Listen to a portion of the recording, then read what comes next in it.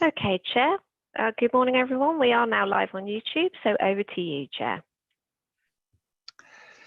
Thank you. Good morning and welcome to the Sidmouth Beach Management meeting on the 25th of the 10th, 2021. I am your Chair, Councillor Jeff Young. All participants here today are taking part remotely, and the meeting is being live streamed. So please bear this in mind throughout, and may I remind you to be careful with your language. May I also remind members that the Code of Conduct applies throughout the meeting. We also reserve the right to remove and disconnect any participant who is disrupting the meeting by whatever means. Please turn any telephone devices off or to silent. In the event of a break in the internet connection or power cut, please bear with us as we try to reconnect. After 15 minutes, if we are not able to reconnect, we will consider the meeting adjourned and reconvene at a later date. Please make sure all microphones are muted when you are not speaking to avoid any background noise levels. Keep points short and do not repeat points that have already been made, and do not interrupt. If you wish to comment, please raise your electronic hand and wait to be called. We will now start the meeting by doing a roll call of board members here present. Can we please now unmute your microphones and say your name and who you represent? When you have confirmed you are present, please mute your microphones again. Over to Debbie for a roll call. Thank you. Thank you, Chair. So we'll start with you, please, Chair. Councillor Young. Yeah, and Councillor Jeff Young. I'm a portfolio holder for Coast, Country and Environment.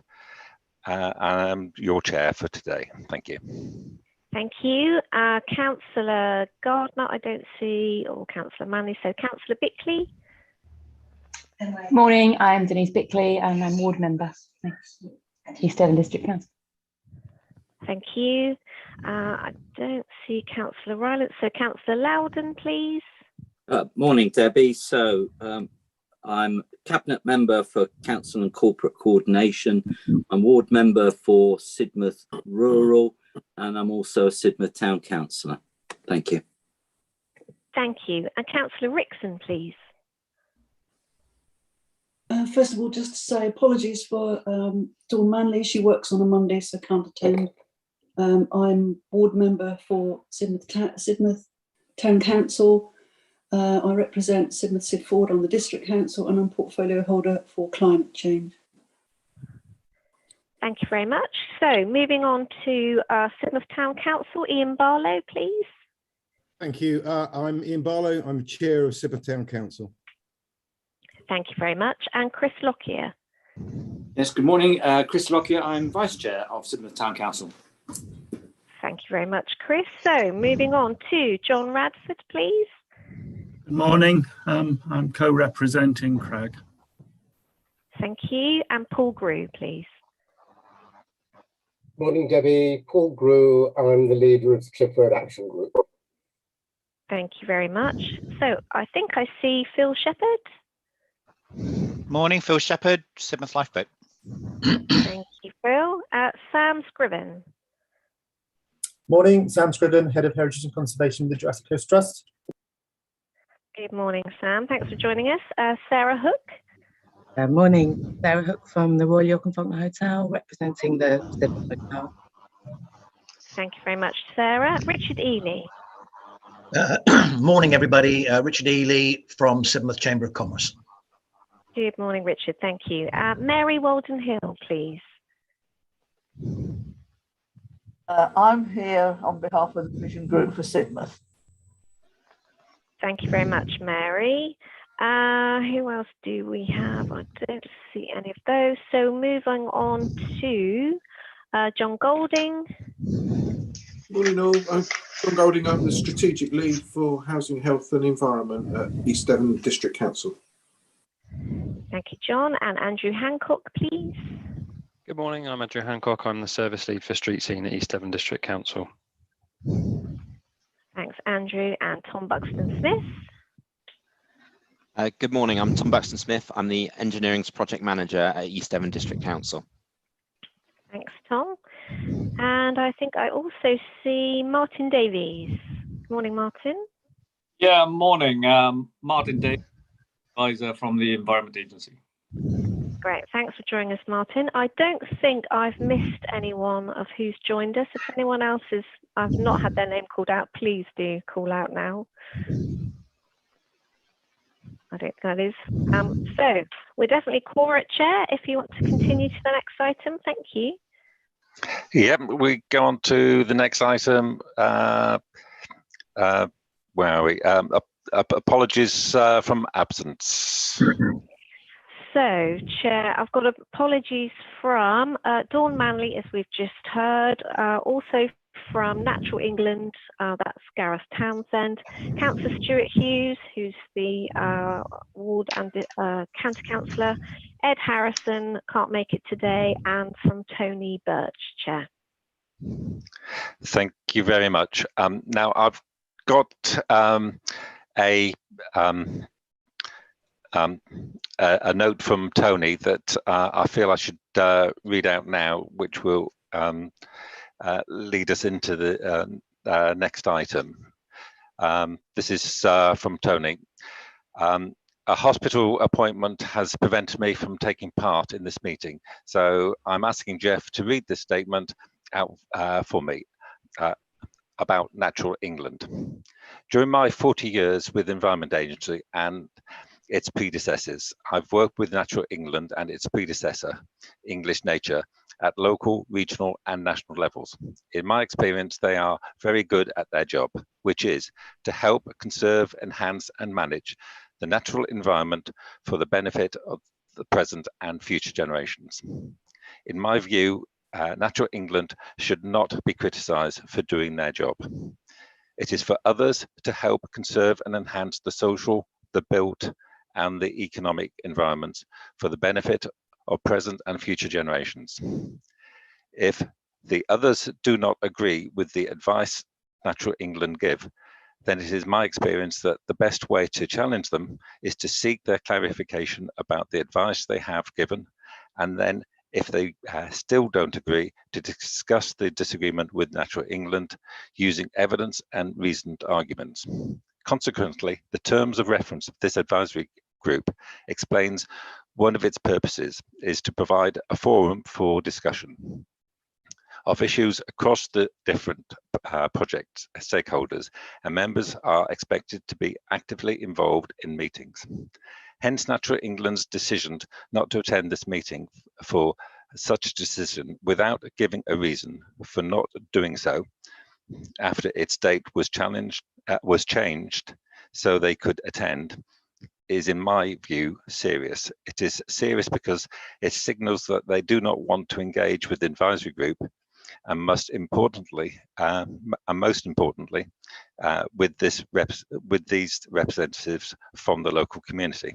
I hope I am wrong, and therefore I urge Natural England to clarify their involvement with this project and how they want to engage with the advisory group and the community and help to implement the shoreline management plan policy of managed realignment at East Beach. I also urge members of this advisory group to treat Natural England's decision with respect and composure. I trust you all have a constructive meeting and look forward to watching the video recording of it later. Thank you.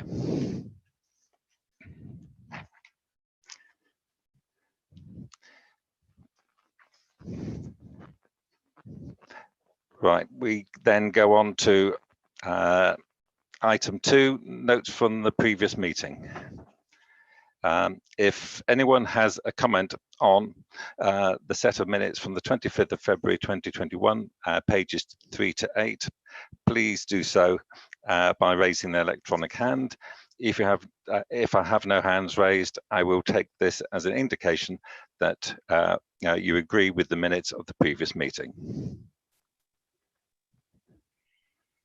And I don't seem to have any raised hands, so I take it that those minutes are Mary's waving at you, Jeff. Mary raising a hand. I'm sorry, I can't find how to raise my hand. It seems a new version again, and I know I'm finding it difficult today.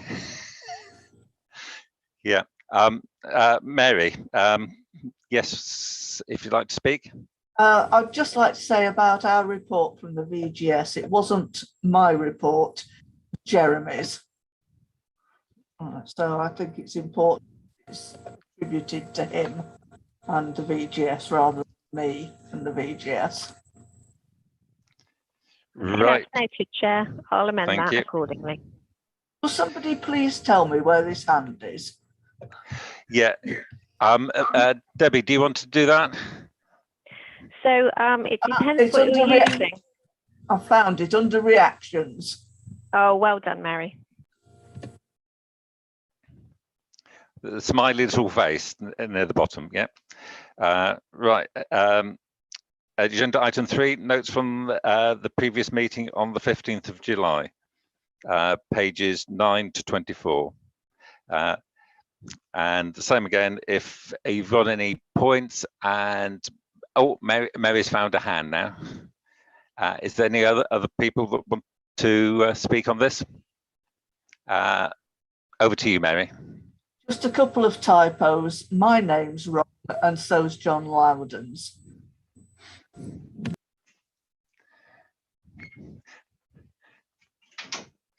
Thank you very much, Mary. Have you got that, Debbie? Yep, got that. Thank you, Mary. Okay, so I take it that the minutes of that meeting are now agreed. Item 4, each beach and why it is important. Tom Buxton-Smith to present. If we can hold our questions until the end, and then I'll invite members to speak when they can raise their yellow hands or blue hands if you've got an old version. Thank you very much. Over to you, Tom. Hi there, sorry, just loading up my screen. Bear with me a second. Hopefully you can see the main screen.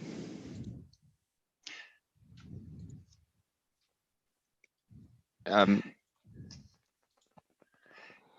everyone see that? Perfect. Cool. So let me go forward. So we've done the first few items, and we're going to go into item 4. Why is e-speech so important? I just wanted to say as well is we've bumped up e-speech to the front of the agenda because we were well aware of officers' time both at Natural England and the Jurassic Coast Trust. So having the issues at the start of the meeting was so we can talk about them, and if they need to go on and do other go away from the meeting, we can talk about the other things later. So hence why we've bumped up some things to the start of the agenda. So things might appear slightly out of order, but it means we can discuss them first. So, e-speech. Again, I am an engineer. I am not an environmentalist or a trained environmentalist or a geologist. So my experience and knowledge of the e-speech is what we can find online and from previous conversations. However, there's a wealth of knowledge and reasons online on why it is important. I mean, the main thing is that e-speech in itself is heavily designated. I've put a list of some of the designations, but also some of the consents that we would have to do anything to do any works on e-speech. So you can see that the Marine Management Organisation would have to be consulted with any works. That's also for the main scheme, but given the designations, they would have much more to say. As we know, it's a Jurassic Coast World Heritage Site, which was appointed in 2001, and this is an international designation. It's the only natural World Heritage Site in the UK. So quite an important site. We've also got the European designation, which is SAC, Special Areas of Conservation, and these are the cliffs. We've also got the Triple SI, which is a national designation, and further information on that can be found on the Natural England website. We've also got East Beach sits within the East Devon area of outstanding natural beauty, which was established in 1963. And all of the above regulations were strengthened as part of the Conservation of Habitats and Species Regulation in 2017.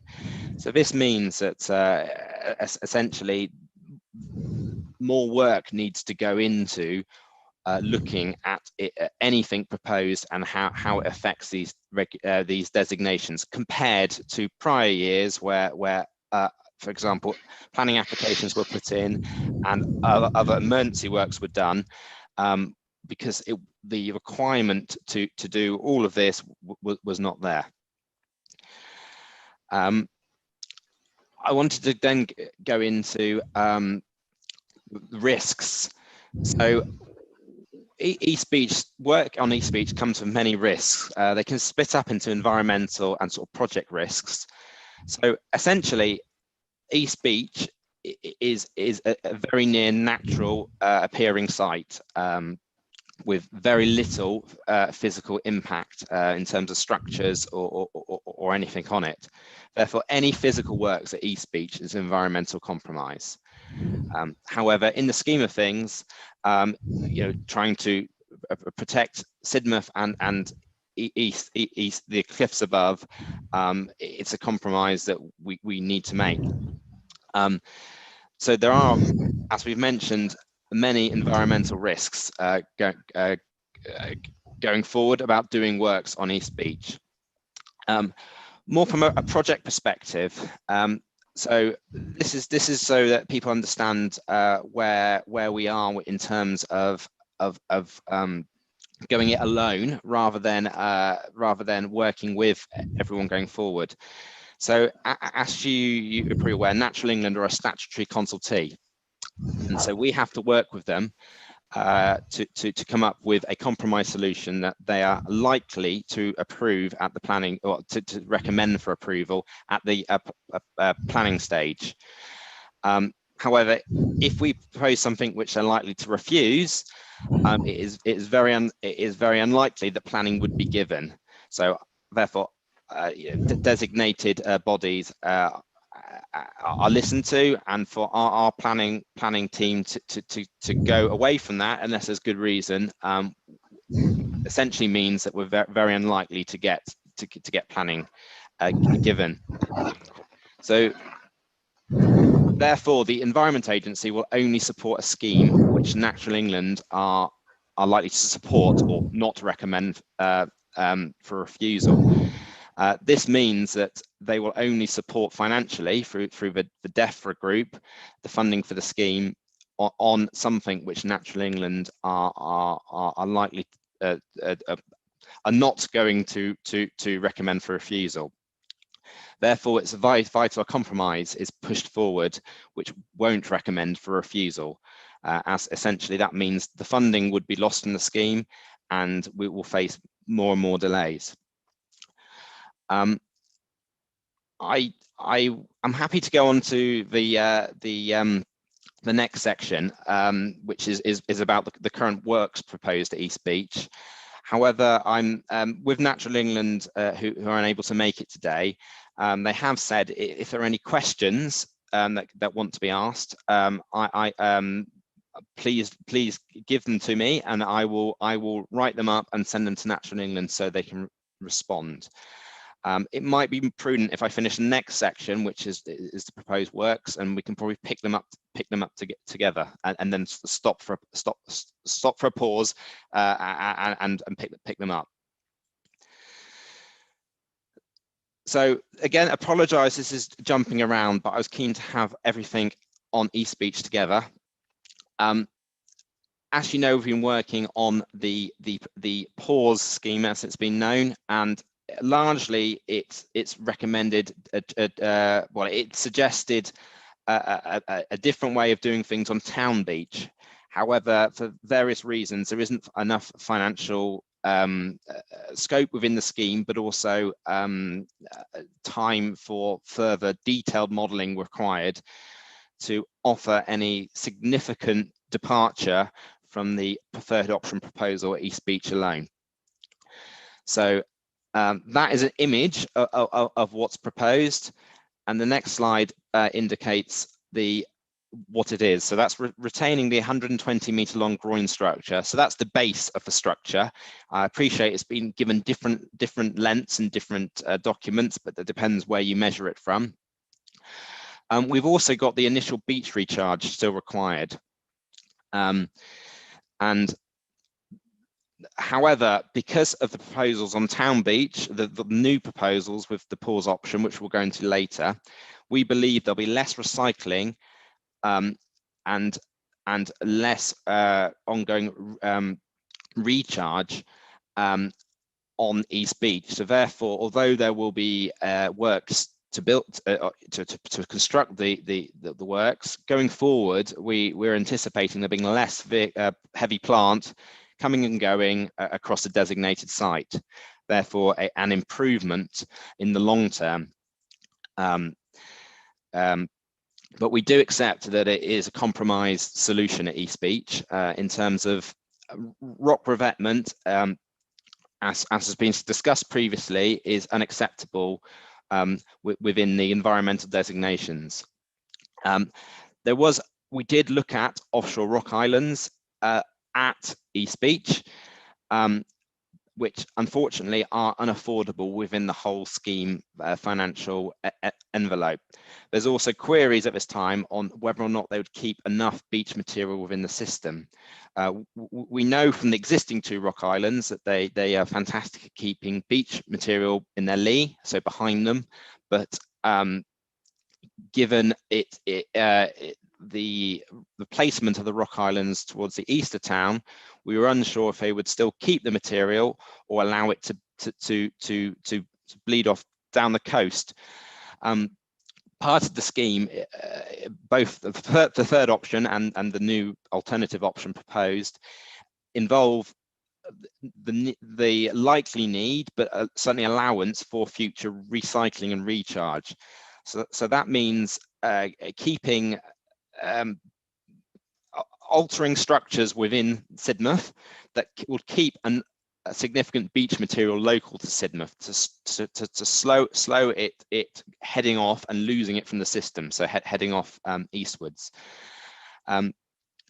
Therefore, the super groin, as was shown in the last image, I'm just scanning back to performs a good end structure, so that it would accumulate beach material in a useful way, and gives firstly the natural option of with easterlies being able to push it back towards Town Beach, but also should it not, and should it build significantly in future years, we can use mechanical plant to recycle it onto Town Beach to offer protection. The super groin itself would also offer protection to the mouth of the Sid from easterlies due to it forming almost a breakwater structure.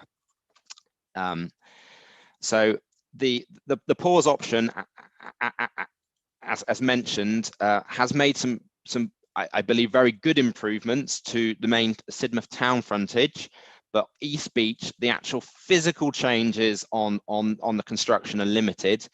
The only or significant benefit going forward is we anticipate through reduced need for recycling, there'll be significantly less vehicle movement, heavy plant vehicles, diggers and dumpers on the beach, moving beach material around in the heavily designated site. That is the end of this section. So I would welcome any questions on East Beach. If we can keep, and I know it's slightly backward way of doing this, but if we can keep general scheme questions to later, I'll go through the whole scheme, including East Beach again, and we can talk about that.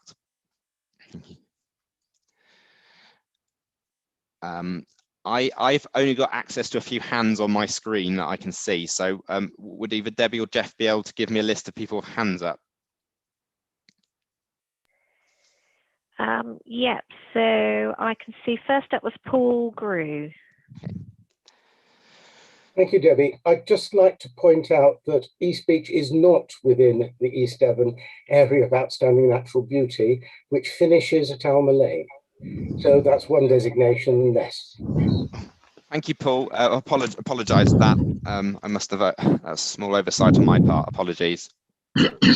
I'll have it changed for the presentation when this is sent out. Thank you. Okay, next up is Richard Ely. Yes, thanks, Tom. Recycle and recharging. It's apparently going to be reduced by the works anticipated at Town Beach, but how often is recycle and recharge anticipated, and what is the expected cost? Okay, is this for the new alternative option? Yeah, for East Beach going forward, if we were to adopt this proposal. Okay, we've yet to have worked those figures out, but we suspect it'd be significantly less than the preferred option, which relies on a healthy beach on Town Beach, and as we know, a single storm could strip that beach away. Whereas, as we know from the existing two islands, the beaches in its lee generally perform well in a storm and stay there. So the addition of one or two additional islands on Town Beach, which we'll go into later, given the real life model we have out there, would suggest that a significant beach is kept throughout any storm, therefore reducing the need to bring recycle and recharge on. However, without a further model done and a sediment model and even a physical model, it's really difficult to say what sort of savings long term that would offer. But like I said, given the physical evidence we have, I believe that there to be significant savings. If I may just quickly come back, there are two problems with that, Tom. One is that you're saying that an island off East Beach would be ineffective, but you're saying that the proposed islands off Town Beach will be effective at producing a higher level of beach.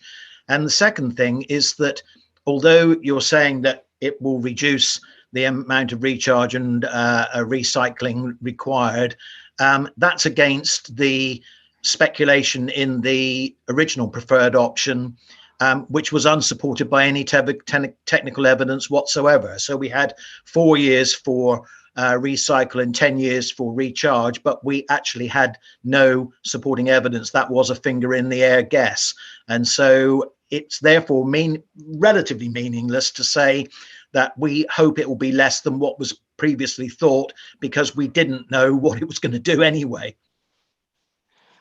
Okay, I do take your points, Richard. I'll start with the second one. That, as I mentioned, we could have a single storm which could take the whole beach away. So we could end up spending millions recharging the beach, and it'd be gone a week later.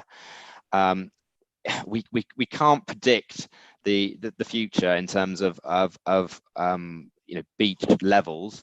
All we can look at is what we've got now, and we know an additional island, the existing islands create and hold healthy beaches. So the addition of an extra or a few more islands would do that.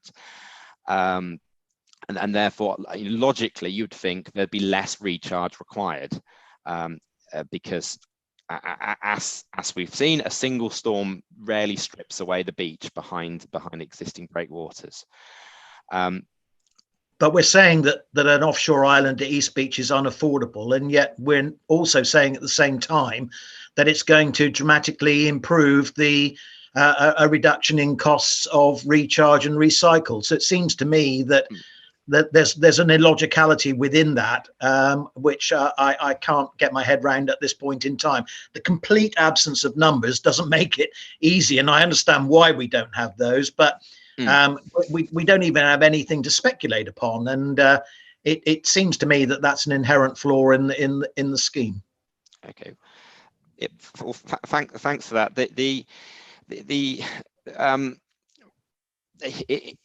It's the Rock Islands themselves. I mean, it's also down to the funding mechanism of how this works.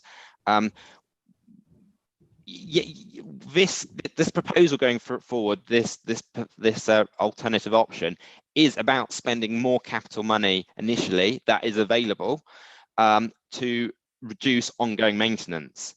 And yes, in an ideal world, we would possibly find another £5 million somewhere and be able to do more study and look at an option which we could afford, which may reduce future maintenance going forward. However, we're not at that stage. We haven't got a bottomless cash pit. Where the project was, when I started and where we're now, that we were millions apart in terms of additional funding. So to find further millions to afford this on day one, year zero, is not going to be feasible. So we have to look at the compromise solution, if you will, which was, yes, spend more of our eligibility on year zero to reduce future maintenance, accepting that there will be an inherent future maintenance cost going forward, but we believe it to be less than what the preferred option was. But we haven't seen any of these numbers at all, Tom.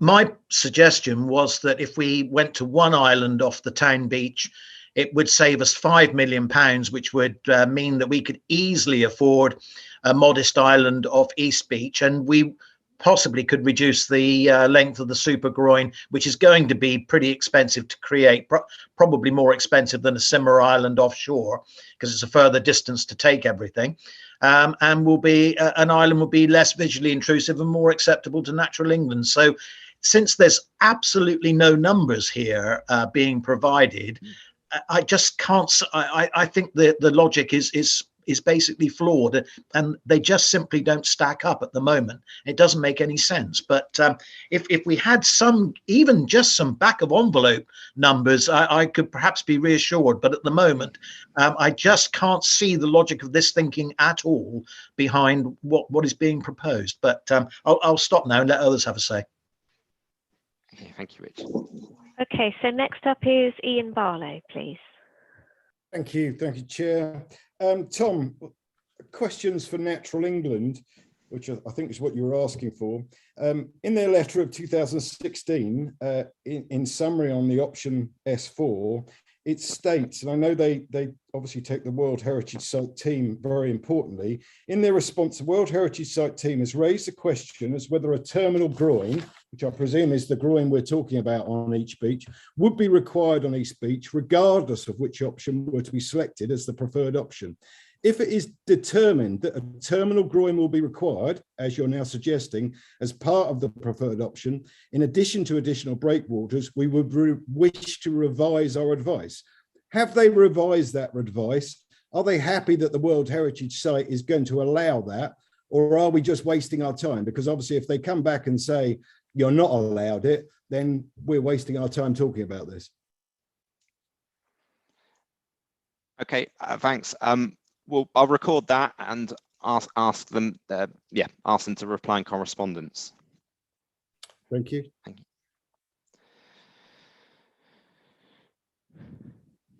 Okay, no more hands that I can see at this stage, unless anyone is waving frantically. I'm just having a look through.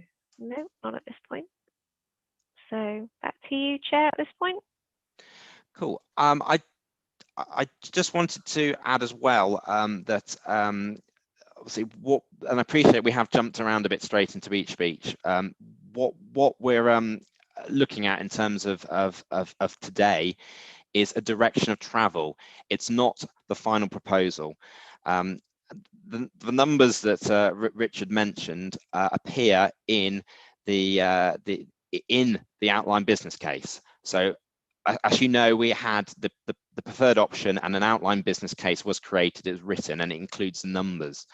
Obviously that has not been completed and it's not gone through. So once the outline business case, assuming that a decision's made today and with advice is given today for Cabinet, who will make a decision, we would tailor the OBC to that, and within that, with more time, I'm sure we can have numbers included. So you know, we're not at the stage where we're presenting to you a draft OBC report.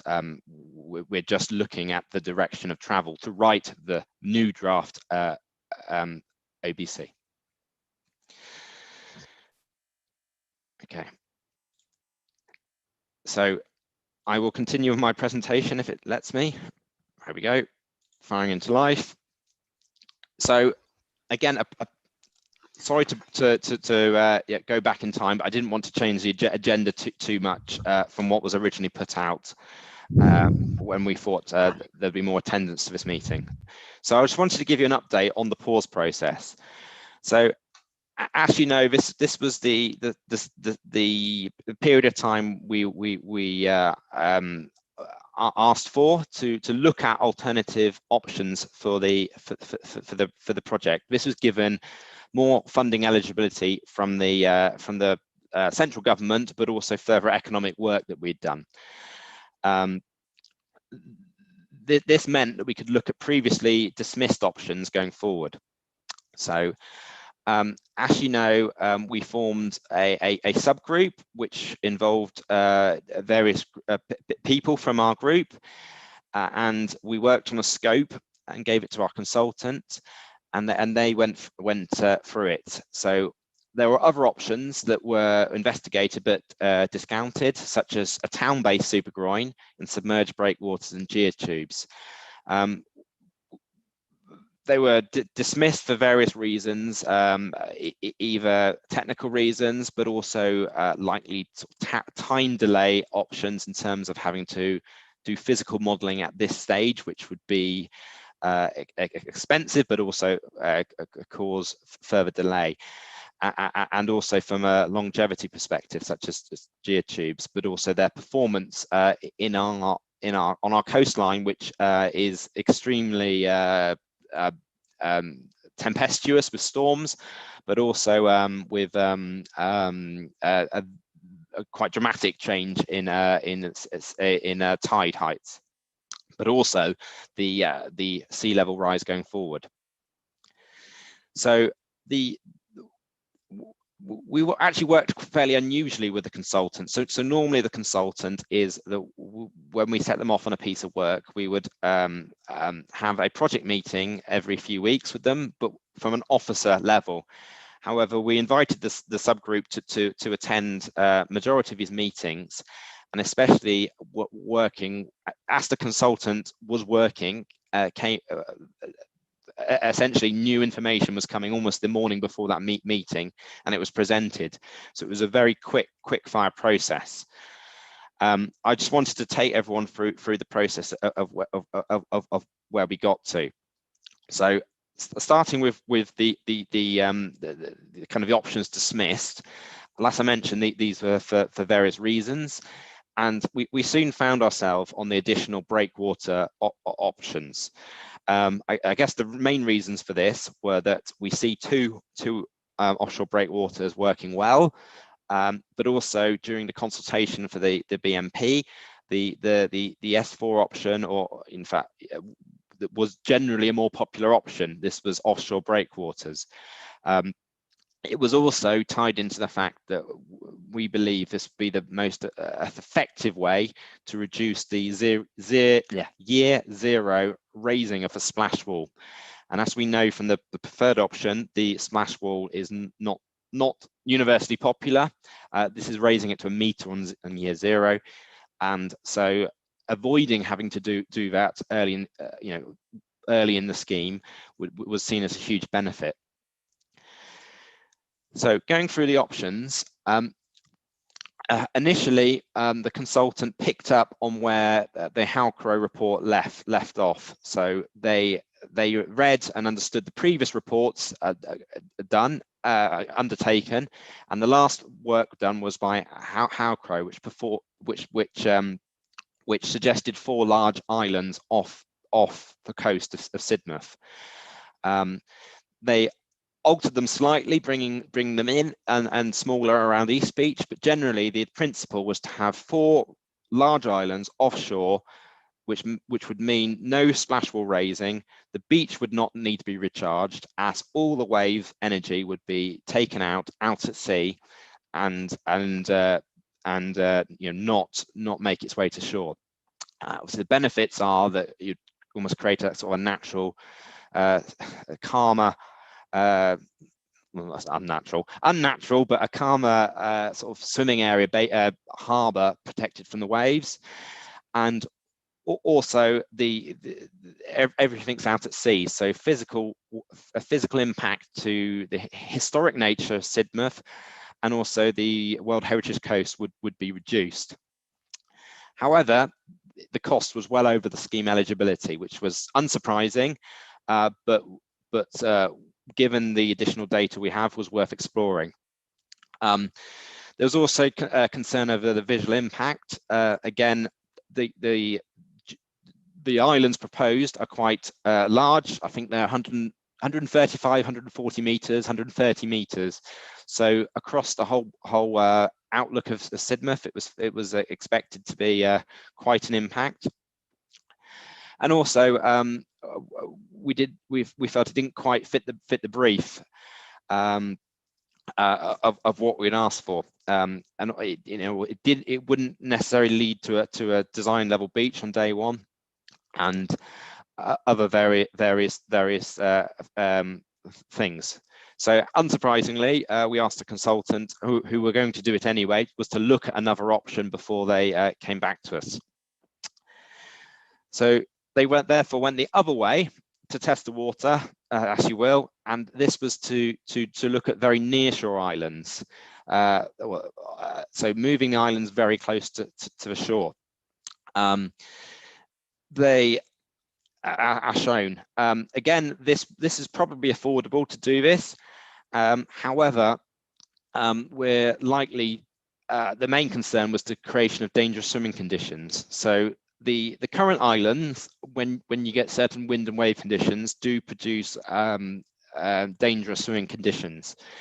And there was concern about building additional ones that we would essentially make Sidmouth a no swimming area, which would have been devastating. The islands, in principle, essentially offshore rock islands, the further they are out at sea, the less effect they have on the coast in terms of sediment and currents. The nearer you move them to the land, the bigger the currents they generate. So therefore, moving them to the coast, you would generate a very big natural, well, not unnatural, but accumulate big tombolas of sand behind them, but you wouldn't. But that process is all about. It relies on the currents, and obviously, from a swimming perspective, those currents are a negative. There was also concern about the visual impact. Again, having quite large structures so close to the coastline. Would again unlikely to get through any planning permission. So again, it was, please can you look again, as they were planning to do, on what can we afford, what can we do. Tom, sorry to interrupt. Yeah. Given Richard's comments a moment ago about the decision logic and the figures, yeah, can you just explain for the wider group how the consultants have costed the various options and why it's not possible to go into further detail on those costings at this point around the modelling that you mentioned, and why this is an appropriate level of detail from an engineering perspective to help decide which scheme's viable or not, please? Okay, yes, so so there's a few points there, Andrew. I can go back into them again as you go if you want. So first of all, how have what basis have the consultants costed these option appraisals on? Okay, so that's an easy one. So essentially for the OBC, that was fully costed, and so the elements that made up the OBC, so the beach recharge, the super groin, the splash wall, were all costed and checked as a further exercise we looked at much earlier in the scheme before I started to sort of see if this was correct costing. So those costings were fairly accurate. Then a consultant, a contractor was both found by East Devon, but also the Chamber of Commerce provided a contractor who provided us with a quote to build the existing rock island. So we have the construction drawings for those, and they were priced accordingly. So the consultant basically has used all the costing for all these coastal elements in a table and looked at it, and that for the rock islands themselves, they went into the details of the makeup. So the contractor had broken down the different costs for different rock, because although it looks like the existing rock islands are made up of just a single type of rock, they're actually got different size core and a larger outer core. And depending on where you place the islands, inshore, you can get away with smaller rock. Out at sea, you need much bigger rock. So the costs were varied, appropriately, and it wasn't simply just done on meter length of a rock island. They were done on the volume and the likely build-up. So that's how we got to the costings.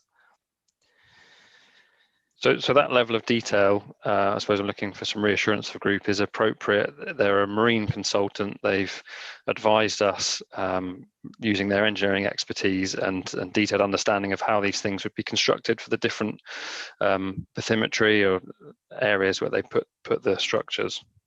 Yes, that's correct. And so just quickly outline why we can't get further detail of costings at this point. I think the modelling was mentioned earlier, wasn't it? Yes. We've obviously from a kind of capital cost, we have fairly good confidence that we have what we have to put in. However, the modelling, we haven't done additional modelling, and again, this is a combination of cost and time. And this would be looking at the ongoing maintenance costs, the sediment models, etc. It would be also playing around with any orientation or size of both a super groin and any other numerous rock islands. It's in an ideal world, this would have been included with the modelling back with when the scheme was in its early phase, part of the OBC. However, at the time, as we know, the funding was significant. The gap would have been huge to coming at any sort of option. In fact, going back, the preferred option was £1.5 million short in 2020. Early 2020, the scheme was still £1.5 million short on being funded for quite a basic scheme. So we have moved quite far away from that. So yes, there is model. The OBC will need to be written in a way that will state that we will and we need to do detailed design modelling once the OBC is signed off. So this is and also the consultant have recommended that we do physical modelling. So actually produce a model, a physical model you could touch of Sidmouth to again help with the modelling. The consultants, I'm not saying they haven't even thought about it. They have done the basic calculations. So regarding this, every single step of the way, they have done the hand calculations or the simple computer modelling that they can do quickly for set return periods to basically give them confidence that what they're proposing would work, and therefore the size of the structure. generally with computer modeling, it's just used to prove what you believe is true. So you do the hand calculations or the smaller computer calculations, and if they work out right, you then go to full computational modeling, which takes several months and runs all sorts of programs. So you're unlikely to get one follows the other. If you have confidence in your hand calcs, or you're likely to get a good model out of it. However, doing that model at this stage would have pushed us well beyond our 6-month pause program, and also it delays the whole project by another year, potentially even more, and also puts us in a procurement. We would have to probably procure another consultant. We may be able to keep the existing, so that adds further delay. So it seems more right that we move to the next stage, which essentially is a detailed design stage. The outline business case is not a planning document. It's not a we will build everything in this. This is a funding document to kind of to go to the Environment Agency. This is our idea. We plan to deliver it this way. These are the risks. We've done some work into this. We haven't fully modeled everything, but we believe that this will work. We would like to have some play in the detailed design stage to look at changing things around, for example, should there be an option. So again, the advantage with a new model that could be set up to allow for this, but also a physical model, is there would be an opportunity within reason to play around for it. Once that, we would then generate the detailed design with public consultation, and then that would have to go through the planning approval. So we're quite far off a set fixed design. This is all about the direction of travel, if you will. So hopefully that's answered that one, Andrew. Yeah, thank you, Tom. I think because we're discussing direction of travel today, it's just important that as a group we understand that our consultants haven't just come to these conclusions on the back of a fag packet. There is work behind it, albeit not the level of detailed modelling you get to in the OBC, but there is appropriate marine engineering expertise in this. Yeah. And did you have a further question, Andrew? No, you've covered it all. Thank you, Tom. Okay, so returning to this, this was the intermediate islands. As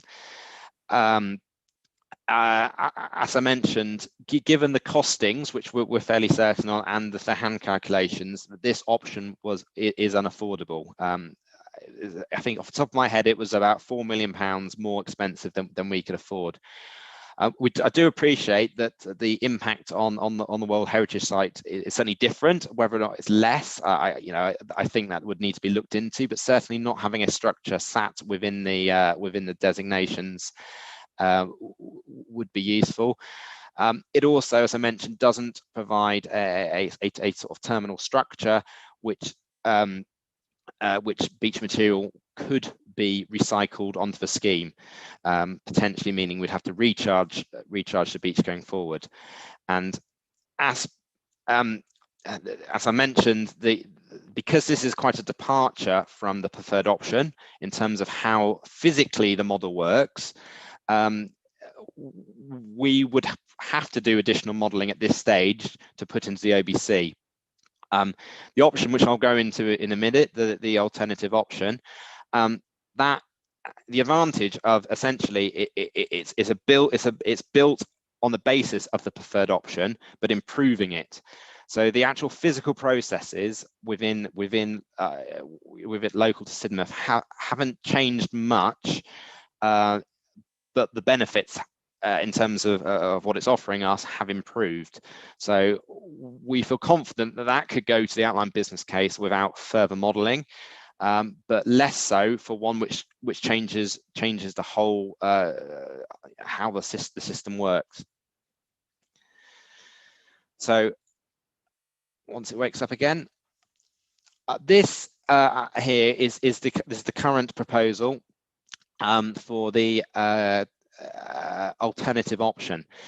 And it's a very loose proposal because, as mentioned, we haven't done the detailed modelling. But essentially, it offers main benefits to Sidmouth and East Beach are that the splash wall raising requirement is lowered. We're still anticipating and need to allow for climate change. So the anticipation is the splash wall would be rebuilt, but only raised slightly, if at all, along the majority of the frontage. This would be this was to allow in the future, should sea level rise be accelerated or realised, we would be able to top it up cheaply rather than having to dig it up again and redo the foundations, etc. It is important to note at the far eastern end around the Ham, the splash wall would need to be higher at this point, just to defend from southeasterlies as it's quite exposed.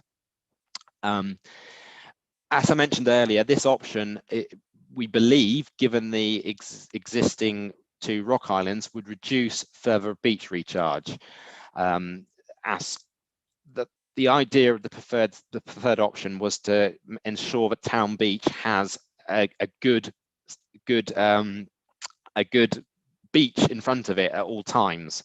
So following storms, we may have had to previously go and take it from either the east or the west and put it on in front of Town Beach to maintain the protection. The idea of having the islands here, and I say islands, it may be a singular island, it may be a couple, is to protect, is to keep more beach more of the time in the place, therefore reducing the recharge. As I mentioned before, because this is largely the same process, it's essentially the preferred option with an island or 2 and a reduced splash wall. It's largely the same coastal process that essentially we are wanting to put more beach material in the sediment cell local to Sidmouth, but we're adding a structure or 2 which would keep more of it in position and stop it moving around as much as it previously did. So therefore less plant, heavy construction plant in the future, and cost moving it back to where we need it. So it seems a much it is close to the preferred option. It's not a complete departure, but the benefit is we don't need to go into a new series of modelling and delays to try and work out how different the coastal process is. Clearly, it's not perfect. There is concern over the visual impact still. There has been a lot of talk about the orientation of the island or islands, given existing 2, and there might be some significant visual impact. There's also initial beach recharge is still required, so this adds a significant cost to the project. So putting more beach material into the sediment cell. And the other negative is that the idea is not fixed. So we're presenting to you a direction, and it's not a fixed idea that we can just say, yep, it's done and dusted, we can move on. So this will require further modelling, but further discussion and debate in the future to decide exactly the number of islands, orientation, and other bits which we may be able to improve going forward. As I've covered the alternative option, I'm happy to stop there and take some questions if people want before I move back onto the next item. Right, I just can anyone hear me? Yep, hello? I can hear you, Chair. Yep. Oh, good. My microphone's been playing up. Yeah, we've got one hand up, which is Ian Barlow. If you want to speak, Ian. Yeah, thank you. Again, I'm just going back to Natural England on their letter of the 2021, whatever, 6th of August. They still seem to be against this growing on East Beach, and all of your preferred options have this growing on East Beach. Natural England, you've stated are very important, and if they're against it, it's very unlikely that this will gain planning. So again, I know they're not here, but you know, if they're against this, and again, it's against that and the letter in 2016 saying the World Heritage, the World, whatever the world one, the world is against it as well. I keep going back to the same thing. Are they against it? If they're against it, why are you wasting your time even looking at it? I think Martin has put his hand up, so hopefully Martin Davis from the Environment Agency might be able to explain a little more. Yeah, obviously, I can't, you need a full from Natural England, but from my memory of the conversations we've had in the past around on East Beach, what was certainly not heard was the Tom talks about along the base of the cliff. That was very, but from my memory of events and community, the groin structure, it wasn't clear, and I thought there was more opportunity to discuss with Natural England the acceptance of the structure. That's my recollection of events. At this stage, until you get clarity, I wouldn't interpret that a groin structure is going to be opposed. Obviously, that's my interpretation of communication. So, but I think, yeah, I think to move on, I think that needs to be clarified by Natural England. I don't automatic. Tom, do you want to come back on that? Yes, sorry, I had to mute myself. My dog started barking. So hopefully you can hear okay. Yes, that's it. I mean, ultimately, the groin structure is a compromise, an environmental compromise on East Beach. But the other options we have, you know, we have to do something to reduce the rate of erosion and better protect the homes on the cliff, but also reduce future flood risk to Sidmouth. So as I see it, there are three options that we could do on East Beach. As mentioned, rock revetment is a definite, you know, they're very, is likely to be refused a planning permission. Well, at least Natural England would recommend for refusal. So that almost isn't an option. The groin structure has previously been discussed as in it is a compromise, but given the financial envelope of what we have, it's a compromise on what we could accept. And therefore, you know, it's in that middle ground that yes, it's debatable that there could be some change, there might not be, but and then you've got the third option, which is potentially an offshore structure or two. The issue is we don't have the finance to afford that, so therefore that's not a financially viable option. So within the scope of the scheme, moving to an offshore island at East Beach currently is not in the viable stage. We also don't have the modelling, and to really bottom it out, we would have to go away and spend £60,000 plus on modelling to come back in 6 months, a year's time to go, oh yes, we could do that, you know, and you know, save money elsewhere on the scheme and look at an island there. However, that's best picked up in the detailed design stage. Obviously, the concern is as well is that if we delay the project anymore by looking around at options at this stage, is as mentioned in the previous meeting, is we'd come under further pressure to do temporary or planning permission for a rock revetment to deal with the short-term issue whilst we you know, further model, discuss, etc. Another solution on East Beach. Obviously, the rock revetment idea at the base is even more controversial, and Natural England will more than likely refuse this permit for permission, and it would distract from what we're trying to achieve with the beach management project. Their officers will be tied up with that. Our officers will be tied up with a temporary or short-term planning application, and this would delay the beach management scheme going forward. So yes, in an ideal world, we'd have all the modelling in front of us and be able to go, yes, we could definitely, if we play around, we might be able to afford a better solution. But at the moment, a offshore Rock Island solution on each beach is unaffordable, and therefore it is not part of the scheme.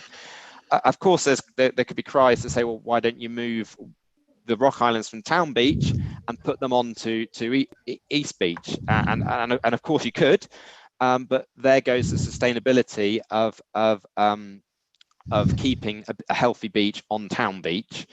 It also, as I was trying to mention earlier, it doesn't produce a end structure like the groin structure does. So I believe we would actually have to recharge and recycle the beach more, because we'd lose more material to the east through longshore drift over the course of the project. We're not providing a structure which material gets caught up against. So if we had an additional few £1 million and we were prepared to wait another year, yes, I believe potentially having a complete offshore island solution could be the way forward. However, we don't have an additional year to kick the ideas around, and we're unlikely to get the funding. So, as mentioned at the start of my last speech, as you will, this is a compromise solution. It's a compromise on all parts. From the finances is driving it, but yeah, hopefully that's answered your question. Thank you, Tom. I did have Richard Ely had his hand up. It's gone down now. Do you want to speak, Richard? Yes, if you wouldn't mind. I was just going to answer Tom's point. Before us now, we have option 8, which says Town Island, bracket S, close bracket, plus East Beach Groin. So we're obviously considering having a single Town Island. That's the option that I think I would probably prefer. I think it's what most townspeople will prefer. It's what all the consultees will probably prefer, because obviously the visual impact would be much less. If that were the case and we had one island instead of 2 off the main beach, then we would have easily enough finance available in order to construct an offshore island at East Beach. That would mean that we would have a much better chance of high even beach at East Beach, much better protection for Cliff Road residents, much better protection for the river mouth and the likely erosion of Pennington Point and sea ingress via the Ham. And that could all be done well within our funding envelope if we only went for one Town Island rather than 2. And we would also have the option of taking away or reducing in size the super groin, and we would have much less recharge and replenish. So I think that option is vastly cheaper, maybe £5 million cheaper than the one that is currently being promoted in the image in front of us. So I would strongly urge, it obviously is going to be considered because we're saying Town Island, but we don't seem to have modelled that in any way. And the consultants, unfortunately, looked at a 4-island option, which everybody knew was unaffordable before we started. So I would wish that time had been spent exploring that option rather than ones that were clearly unaffordable from day one. Thanks, Tom, Richard. do you want to come back on that? Yes, a lot of good points. And again, if time was on our side, we could look at this infinitely and go into it. I mean, one thing I do want to draw attention to is simply removing an island does not save £5 million from the project. Hopefully with the image you can see in front of you, the reason why 2 were calculated, not modelled, were that they in their lee they would generate a larger beach behind them.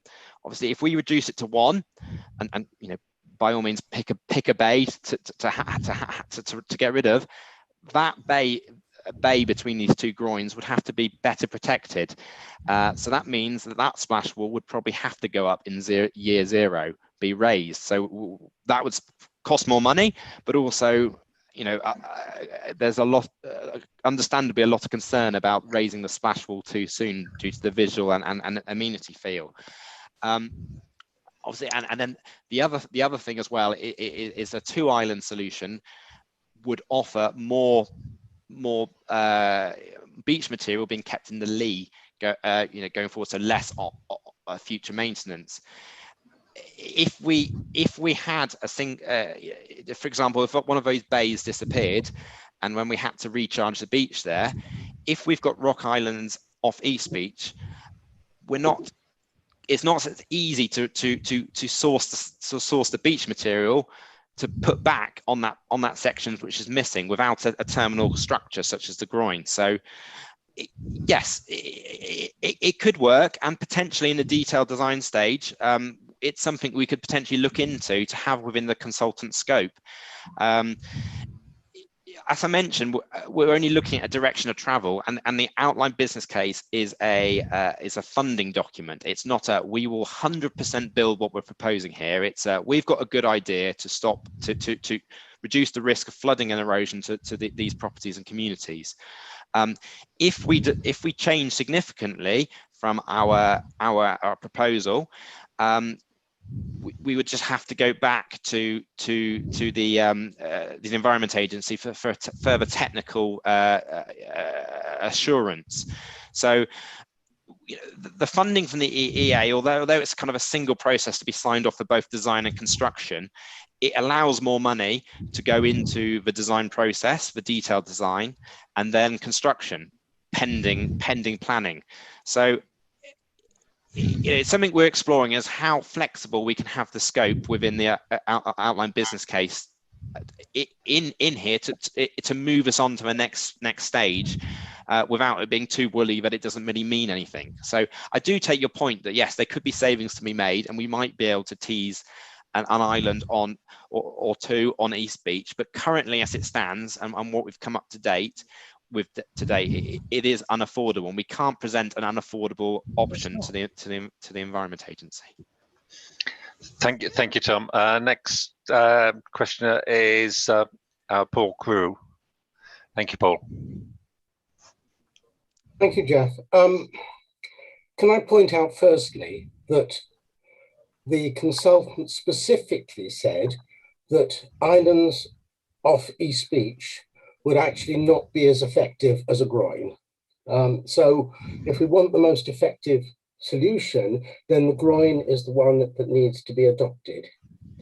Secondly, I don't know where Richard gets his numbers from. He's just picking them out of the air, £5 million for not having two islands in front of Main Beach. If you don't have two islands in front of Main Beach, as Tom has just said, then we'd have to raise the splash wall in a number of areas in order to compensate for that. Thirdly, just people didn't know, but 4 islands cost £18 million, exactly what the original estimate was. So altogether, and the groin is going to keep the material within the Sidmouth area, so that recharge is going to be much less necessary. Altogether, a groin, it has been shown to be the most effective and least expensive option, and therefore does seem to be the one that needs to be adopted. What we do at Main Beach is then preferably not raising the splash wall, which does mean having either 1 long or 2 short islands, and those plus any islands at East Beach will be too expensive. Thank you, Paul. Next person is Chris Lockyer. Thank you, Chris. Thanks, Jeff. You said earlier, Tom, that the consultants initially looked at the deep water option, which is unaffordable, as we all knew it would be. They then looked at the nearshore option, which was affordable for 4 islands, but that was unsafe because of the potential rip currents that were produced. But we haven't discussed the option of a nearshore island on East Beach, because they presumably would be a lot cheaper And effectively, if you look at the picture in front of us right now, if you had an island basically where the groin was, you just didn't, you basically didn't connect it to the shore, so it became an island rather than a groin. That presumably would be actually cheaper than the current groin. So you could actually potentially have nearshore islands on East Beach, because of course East Beach is not really a swimming beach. So it doesn't really matter so much if there are currents around there, because they won't be dangerous to swimmers. So, and then come back to the other point we were making, is that what we're talking about here is a concept, a rough concept, which will need to be taken forward to the OBC. Given the fact that we have uncertainty about whether we have one or two islands, surely we could go forward with a plan which has a groin or islands near shore, which could also be investigated as part of the detailed design. So is that viable as an option for the OBC? Over to you, Tom. It's something I'm investigating, and I alluded to it earlier. We've got to give something firm enough that it's a set idea, but not too woolly that you know that it wouldn't go through. Not too dissimilar from when the BMP was generated before it's turned as the OBC. The proposal at the BMP stage said groin structures at East Beach. And the OBC tested that and came up with short, two long ones, two short ones, one, you know, and looked at it, and we ended up with a single long one. So there, you know, there is an opportunity to do it. We would just need to, I need further clarification from the Environment Agency if we can do it at the outline business stage, like have it written into the document. What we do have on our side is we have met with Natural England since the last meeting, and it's something they've expressed they would like us to look into if there's an opportunity. So if and again, I don't want to speak too much on their behalf with them not being here, but if that is a requirement of their sort of tentative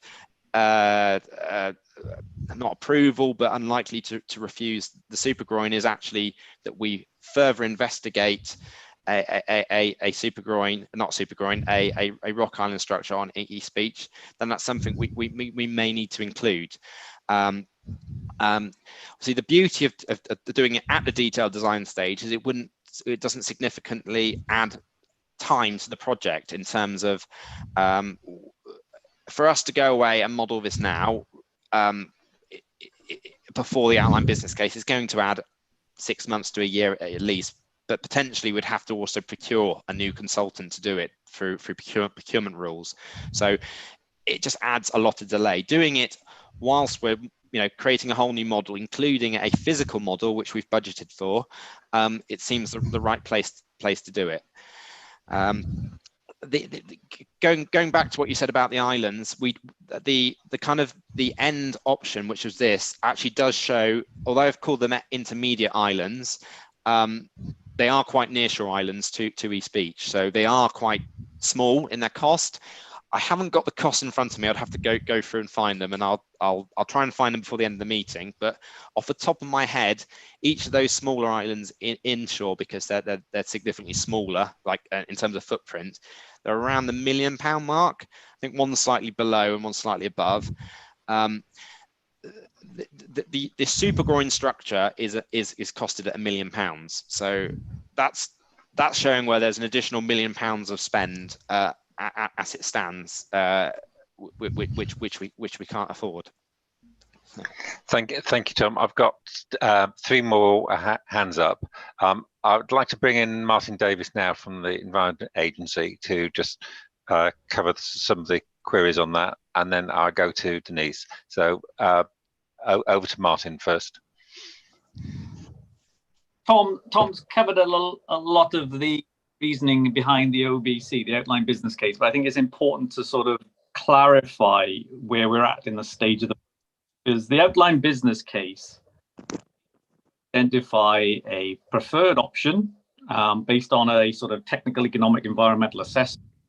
That you're looking to identify sort of the lowest cost, because money here, looking for the lowest cost preferred option that meets the objective. And this one is to reduce erosion rates of the cliff. It is to reduce overtopping rates, to reduce flood risk in Sidmouth. But within that, it's got to be put forward that where it's likely to get no obvious objection from regulators. So you're trying to balance things between the community, with not accept something,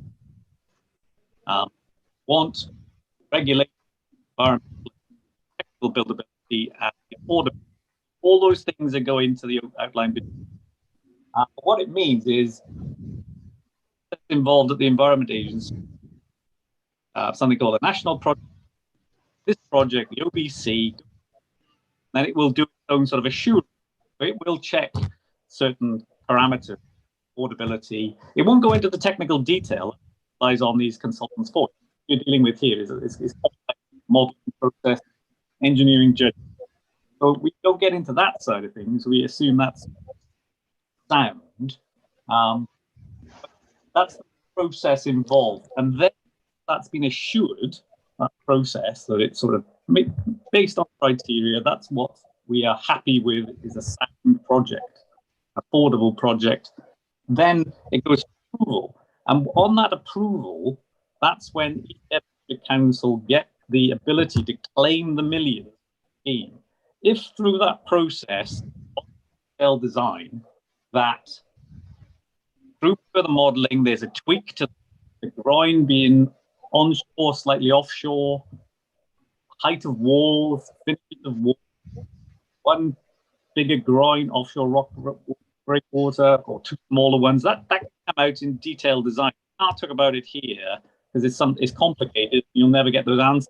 Further assurance through the, but that doesn't mean it can't through the outline business case stage, because there's detailed design expected where you will have some of. So what Tom's talking about, that direction of travel, third option, can be tweaked. But if you get the outline business case approved, you will not get the funding you need really from our sources to do the detail, unless each of them want to fund it themselves. So I agree that there's an opportunity to do something. I think we could carry on the conversation for quite a while, but I think this project in the program, like important project, delivery. Because even today you're probably looking at quite a long assurance and approval process. I don't know, from my perspective, is how far you can carry on these by committee conversations without taking it to some sort of detailed design stage following OBC approval. But it isn't the be-all and end-all. It isn't planning for the assurance of a business case. That's the way to think. It's not fixed in that you will do that. It's a preferred option. Thank you, Martin. Just for your information, your microphone is breaking up now and then, which is causing it a little bit, but I think we've got most the gist of what you've said. Next speaker is Councillor Denise Bickley. Thank you, Chair. I don't know if it's of any use really. I'm very much a layperson in this, but I'm trusting what I'm being told, and I just want to summarise where I am really. This looks like a good hybrid to me. Yes, it's a compromise, very much so, but I think that's the only way we're going to push this forward. I like the super groin idea. To me, it's like a protective harbour wall. It's protecting the river mouth as well as East Beach without being too damaging to it, as minimal as possible, I think. I think that all of this needs to obviously take in the climate emergency and rising sea levels. I think it needs modelling further, but obviously this isn't the time to do that. I would hope that in the modelling, we definitely take into account currents and unexpected consequences. I think with the two rock islands we've got now, I know that the people who use the beach all the time are quite worried about the currents going through the middle. So obviously we need that modelling very thoroughly. But really, I think, as has just been said, I think all of these discussions now, I think we just need to start trusting the experts and trusting what Tom's doing. Clearly got more knowledge than most of us, and some of the voices that we keep hearing, things about groins, breakwaters, wooden breakwaters and all this. And we know we can't have them for clear reasons. I think we need to keep reiterating that we need to trust the science and trust the engineers. So I quite like this. It all makes perfect sense to me when I look at it, just as long as it's all modelled properly in the end. But I think we can't do that at this stage. So I just wanted to share that. Thank you. Thank you, Denise. Next speaker, Councillor John Louden. Thank you. Thank you, Chair. It's a bit worrying, actually. I do wonder if Councillor Bickley's actually looking over my shoulder, because I'm probably going to repeat some of the things that she said, but and forgive me, I feel they need to be said. So, we've been at this, or many people have been at this much longer than I have, but we've been at this for many a year now, and we seem now to be inching forward towards something that can become the outline business case. And my hope is that we can do more than just inching, but actually move towards it. And like Denise, I'm a layperson, and I'm not cynical when professionals give their opinion, as seems to be the way of the modern world, unfortunately. And that's not targeted at anybody here. I was much taken by what Martin from the Environment Agency said a few minutes ago. And yes, occasionally he was breaking up, but I certainly got the gist of what he was saying. And he very much reflected my thoughts. And I have to take what he and other professionals here are saying to us. And I've got an added impetus for this, other than just being a local councillor where East Beach sits, because as a cabinet member, at some point, I guess, Jeff, like you, this is going to land in front of us, and we're going to have to make a decision. And I'm a lay person, and many of us here are lay people, albeit with some interest and maybe some expertise. But many of us are lay people, and we have to be guided on this. I'm genuinely concerned, as I have been all the way through this process, about further added delays, because if for no other reason than the houses in Cliff Road each day are in greater danger, and therefore we have added through our revised thoughts a further 6 months or so for the timetable, and that was fine. We agreed that, but we now need to move forward. And it feels to me, with respect to everybody, we're now we're debating the finer points. And if I've understood what Martin said, then if we are agreeing the broad principles, the broad outline of what it is we would like to see, then the finer points of that, the finer costs of that, will then be made clear through the outline business case.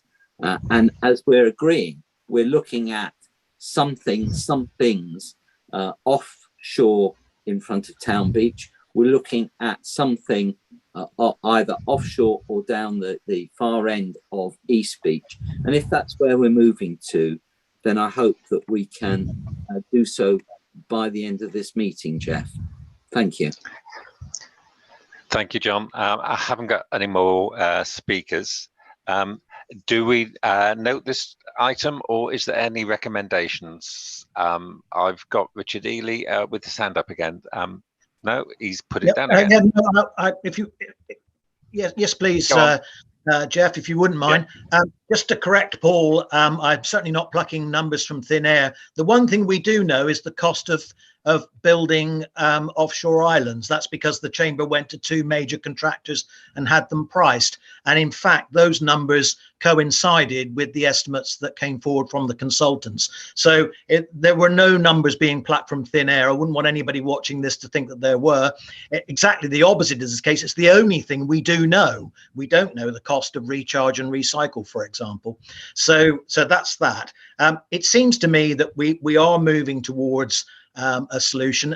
I've got 2 problems. One is that we say in section 8 here, town island, and I was pleased that Councillor Louden said island or islands, and yet we've only got one image showing 2 islands, and I think presentationally that's not a good idea.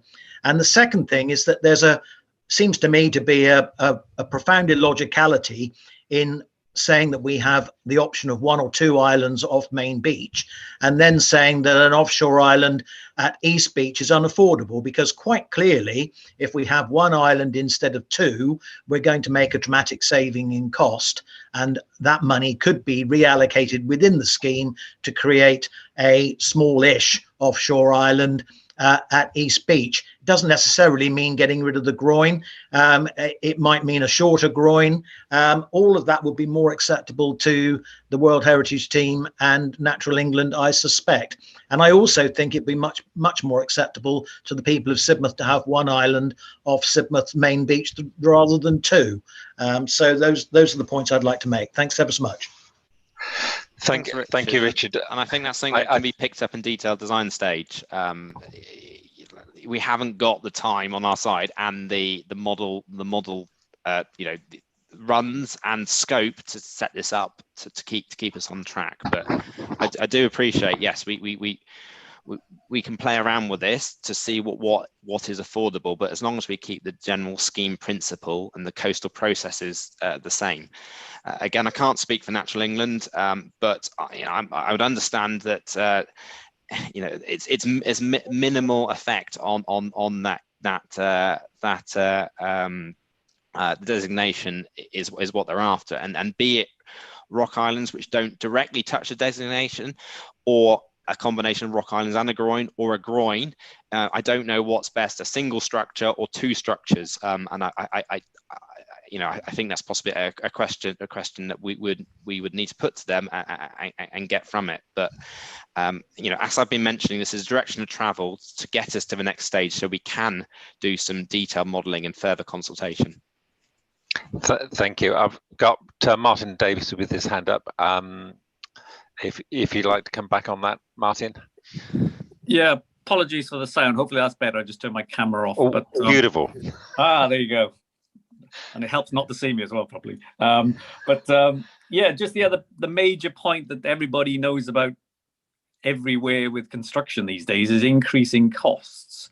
So it is just another fairly fundamental point that we really do need to progress. Otherwise, there's a danger that construction costs alone, will make things always at arm's length. So I think there's a real imperative to get on with it, putting it bluntly. But as Tom says, there's a lot of conversation. Richard makes really valid points. He really does. And all that will come out in detailed design stage, because there's nothing we can probably add at this level of understanding when you get into that level of detail. But that doesn't mean it can't happen. It's just it comes at the later stage once the funding has been assured and approved, for Tom to then engage on the details. So yeah, all valid points.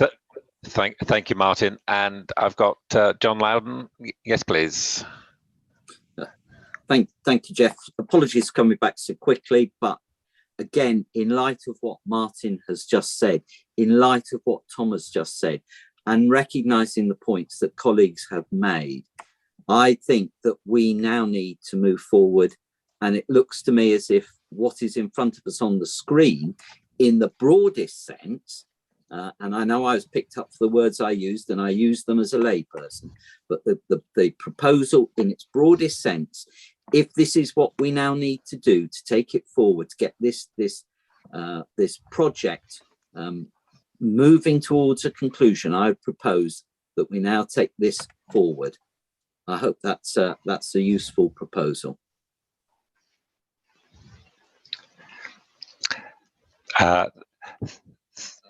Thank you. So I've got a doorbell going in my other ear. Is that a proposal then, John? Could I have a seconder? It is. I'm happy to second it. Thank you. I think that was Councillor Denise Bickley. Yes, it was. Yeah. Yeah. So the proposal is to we've got Jeff, sorry, I feel I have to intervene. This feels I'm completely for this, but it feels premature that I don't think Thomas finished speaking. I think we should listen to what Thomas is going to say, and then I think it's an appropriate time to talk about this. But it seems premature. I agree with you, Chris, there. If we can just note this item and then for Tom to proceed, and then we can then discuss the choices that we've got. Is that okay? I've got Richard with his hand up. Or is that an old hand? Your microphone is off. It was an old hand, I take it. So, Tom, do you want to continue? Yes, just two things from that. So I didn't want to talk over people. Firstly, regarding the image, again, appreciate we have an image showing two islands, which again, sort of, if we're presenting this as a standalone image without the meeting, I understand, yes, it could be taken the wrong way. So perhaps before we do any sort of press release with this image, we might need to include both images, a single island and a double island on the same image, to make sure, and to further confirm that we're not setting in stone. Sorry, the pun. The design and the number of the rock islands. Yes, I also wanted to point out, and perhaps I should have started with this, but because I had the agenda changed round, I didn't. The aim of this advisory group meeting is that we, as I see it, we have three options in front of us. We have continue with the preferred option, which I'm going to explain now, just to remind people, which is essentially go back to how we left this project in February, and that's option A. B, which is use this alternative option, which is a hybrid option, a compromise option, but it's a building on the preferred option, but allowing us to move forward. Or option C, which is essentially go away and have a further study, and obviously the risks associated with that, a further delay, and we can go into that. So yes, obviously we're keen for the advisory group's advice later on seeing which of the three options that we should be going for.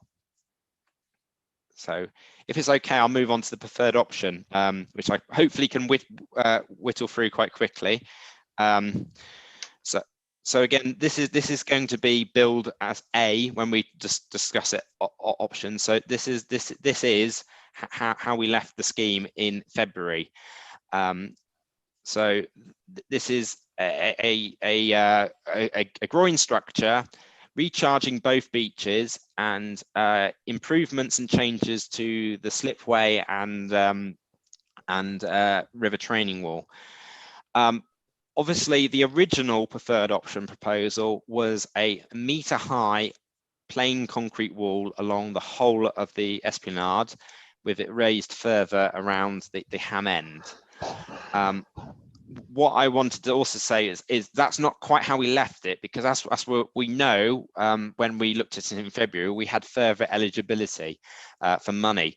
So I'm going to go on to the next slide, which indicates that essentially we wouldn't need to build a metre-high solid concrete wall on day one, knowing that it's very unlikely, well, it would be very difficult to get through planning.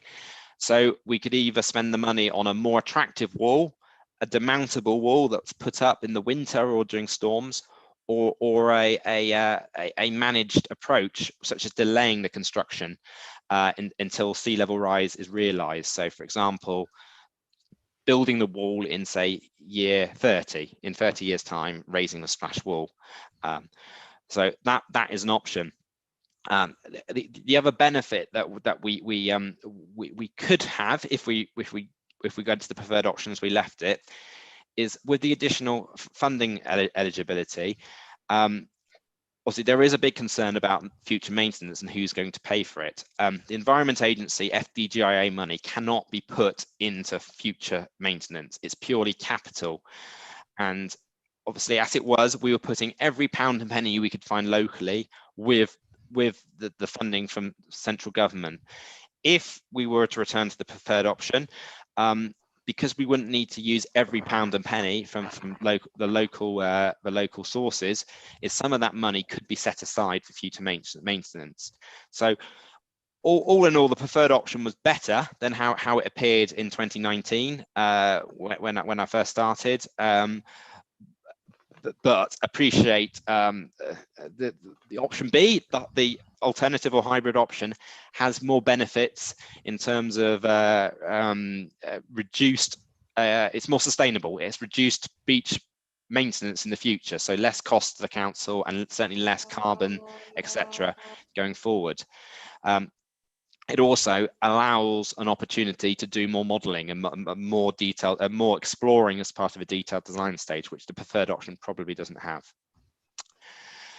Obviously, I've mentioned the recycling process a few times, and it came up a few times, and I just wanted to make people to hopefully make it more clear that what we're proposing is both the BMP document by Halcrow and OBC state that beach material will collect against a groin on East Beach. And then from time to time, this will need to be dug up and moved back to Town Beach to maintain the beach.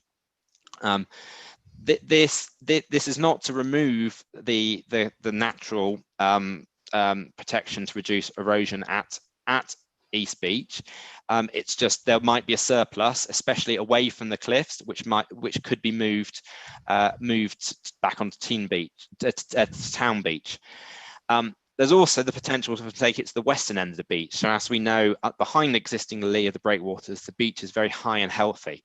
So it's not just taking from one place; it's taking from where it's high, based on the at the end of a lot of prevailing storms, where it's ended up, and putting it back on the beach. This again is why both options A and B, the preferred option and the alternative hybrid option, require, at least at this stage, a groin structure on the eastern end to allow the collection of material should we need to take it back to Town Beach. So I just wanted to make that clear because it's come up a few times. So.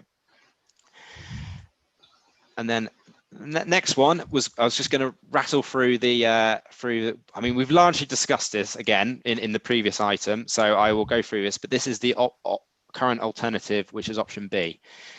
So essentially, it's the preferred option, but with the following main differences. So the splash wall does not need to be a 1 meter wholesale raising on day 1, year 0. So the current proposal and what's priced is proposing 100mm raise with allowance for future raising. So that means putting in the foundations now to top it up in the future. Whether or not we have to and what year that it happens, we don't know. It's the addition of 1 or 2 new offshore rock islands with the main purpose is to reduce the need for the splash wall raising, but also to keep more beach happy and healthy on Town Beach to reduce to make it more sustainable, to stop the ongoing costs of having to move beach material east and west and potentially bring in new material at a later date. It is also to make clear that we can't get rid of the raised wall everywhere and still believe around the Ham area we will need to raise the splash wall much higher than 100mm. Again, this will come out in detailed design stage. It's not necessarily raising it where it currently sits. As we've got more space there, we've got the turning head and the toilet block, etc. There is a potential to set back the splash wall further and therefore lower it. The further away it is from the front, the lower it needs to be. But it was more to say that there is currently a larger wall proposed, but we believe that could easily change in detailed design.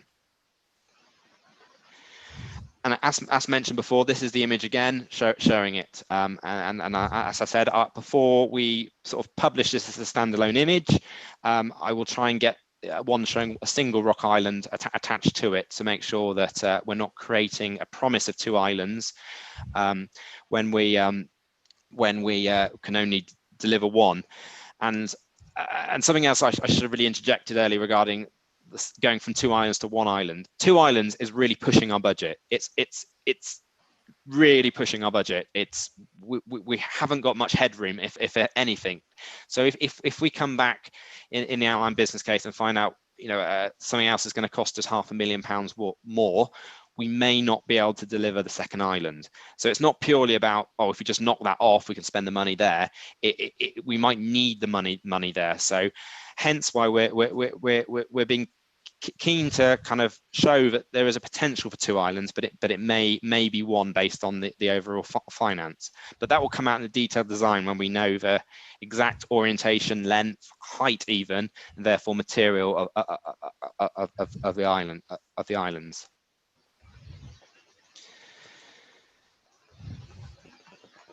So this is me again saying, so I've already gone through this, so I won't repeat it again, but it essentially works by a combination of the offshore rock islands and the increased beach will reduce waves hitting the seawall and therefore going over, so less energy waves require a smaller splash wall.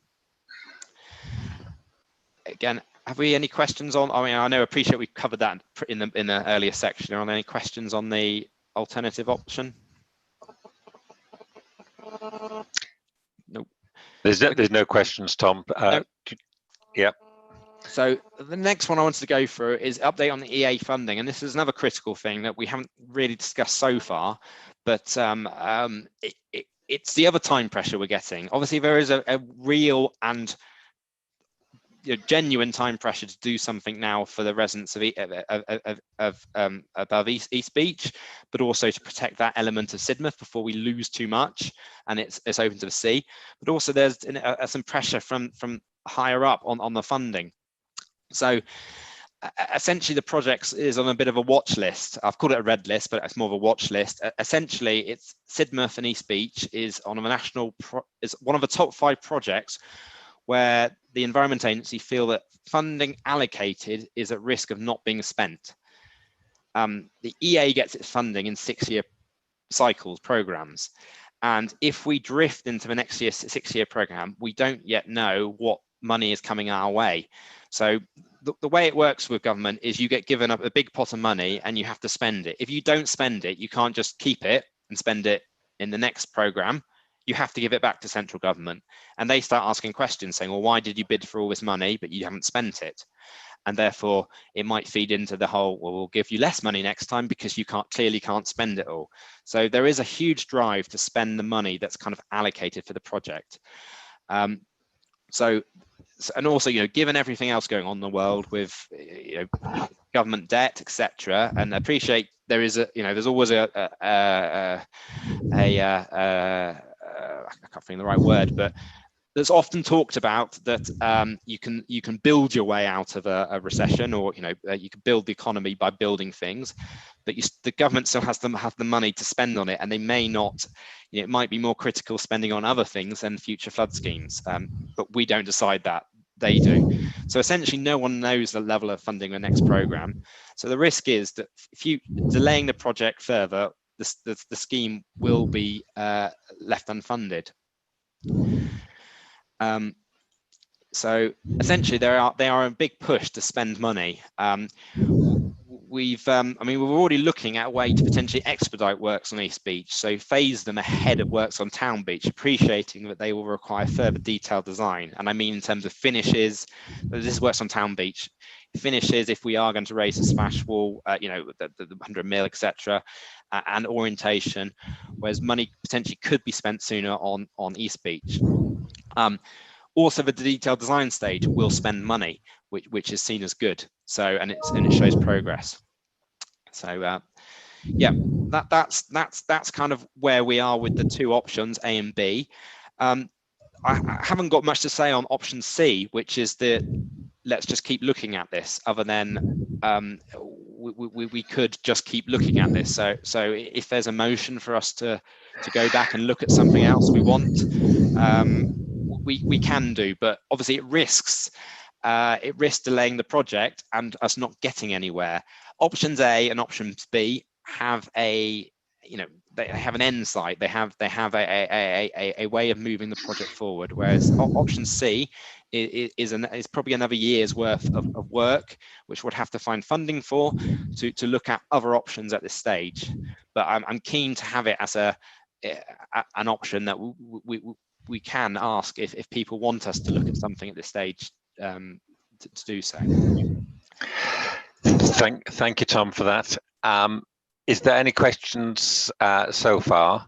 And if not, then we'll go into proposals. So yeah, I've got two questions. Councillor John Louden first. It's not a question, Jeff. So if you want to come back to me after question. Yeah, Chris, please.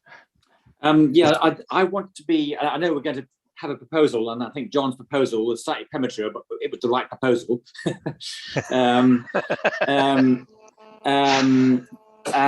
I want to be clear about what we are agreeing to. If we are going to agree to recommend something to council, to the cabinet, because I think this is part of a stage gate process, and we are talking here about effectively the next stage. And we're looking to recommend the move through to the detailed design via the OBC. But that does not mean that we are agreeing to what pictures John has just, no, not John, Tom has just shown us. Because there should be another stage gate before we commit to letting contracts or spending going forward. And that would check that the final design meets the technical objective. It's economically feasible, it's optimized appropriately, risks have been identified, and there are no significant changes to key assumptions. Now, I'm assuming that is true, Tom, and I'd like sort of on record reassurance that actually what we're agreeing to now is to go to the next stage, and those questions that I had suggested will be addressed at a future meeting. Thank you, Chris. To basically sum up, we've got three choices. A, go with the original preferred option. B is to go with this hybrid. Or C, more studies required. So I hand that over to John. Oh, Jeff, can I get Tom to answer my question, please? Yep. Sorry, Tom. Yes, so to reassure Chris, yes, this is not simply the last chance that the advisory group and Sidmouth will have a say on the scheme going forward. So I guess there is, at the moment, this is a direction of travel for us to produce a new draft OBC. And I would very much like us, the advisory group, for us to review that, much like the previous OBC was shared with the advisory group. So that is a first kind of sense check before we submit that to the Environment Agency. And I appreciate that will be a draft form, so it won't be completely finished. It will be a draft form, but it will confirm the direction of travel to the Environment Agency. Obviously, we've clearly got a legal, planning permission is the definitive element of the scheme. But I understand what you're saying, and I agree. We should have a sense check, a stage check. So before we're getting anywhere too close to we're getting too close to, before we let construction contracts, is that yes, we need another sense check and where we are to do all those points you've listed. And again, I get some further public consultation. Obviously, the public were consulted on the BMP, which showed 4 options publicly, and results were taken. That was a few years ago, and a lot has changed in the world. And obviously, with additional, further eligibility for funding, but also there's much higher push on climate adaptation. So again, another stage prior to construction. Well, certainly it has to be for planning, but another standalone stage.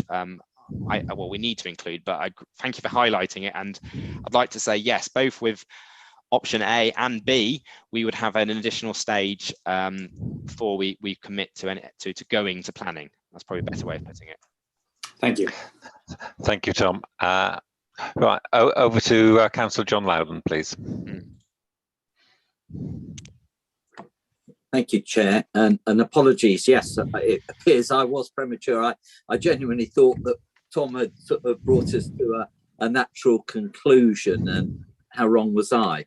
I think nothing that Tom has subsequently said has changed my mind from what I said earlier on. In fact, actually, in response to Chris's points just now, which I think were necessary to tease out, I think that all of what Tom has said has now reinforced my desire to move this forward at pace, and to do so with option B, taking account of all of the assurances that we collectively have had that we are not agreeing to something final and definitive, but we're looking at a broader set of objectives that we now need to get worked up in order that we can now take forward, and particularly the points that you made, Tom, about the potential to lose the funding. If we do that, then nobody will thank us.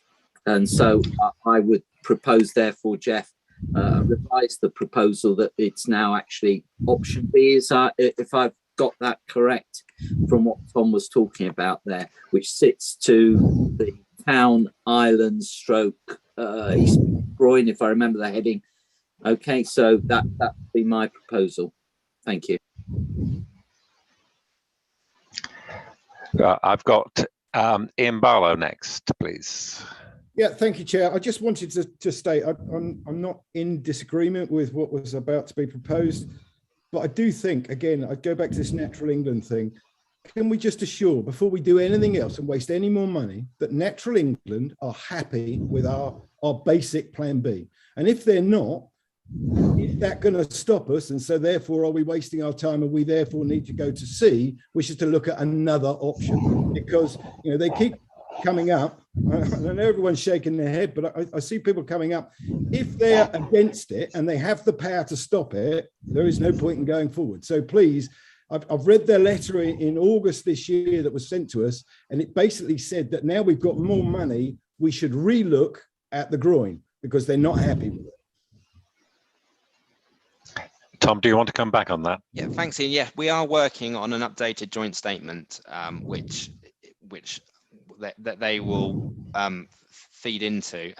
As I mentioned, they would like to see some improvement in change to the super groin structure, so there's less effect on the site.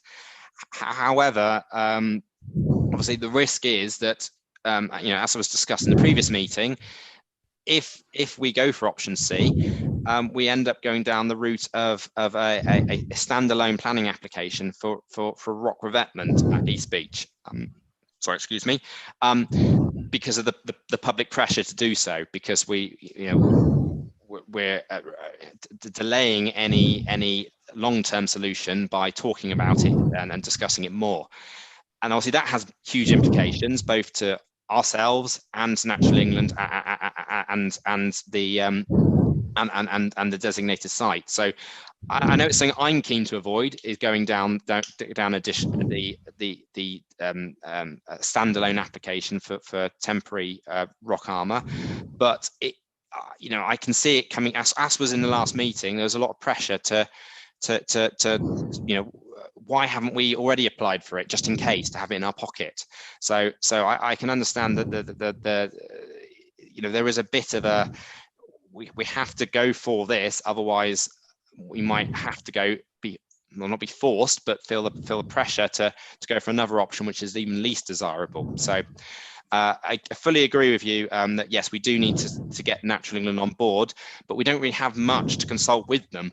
The outline as I've mentioned, this is a direction. The outline business case needs to be rewritten to fit the new direction.